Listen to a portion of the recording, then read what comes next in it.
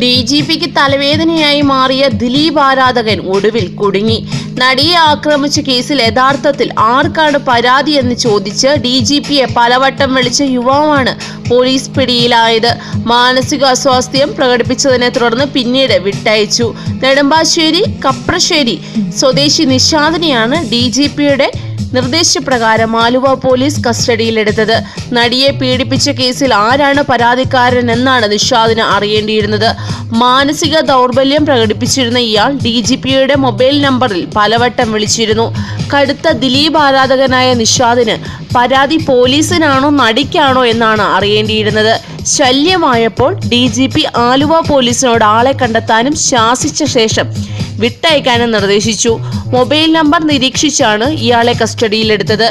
Interior decoration ജോലിക്കാരനായ യുവാവ് ഭാര്യ പിണങ്ങിപ്പോയതോടെ മാനസിക അസ്വാസ്ഥ്യം പ്രകടിപ്പിച്ചിരുന്നു. പിടിയിലായപ്പോഴും ഇയാൾ ഇതേ ചോദ്യം പോലീസിനോടും ആവർത്തിച്ചു. കൂടുതൽ ചലച്ചിത്ര രംഗത്തെ വാർത്തകൾക്കായി സബ്സ്ക്രൈബ് ചെയ്യുക മലയാളം ന്യൂസ് ടൈം.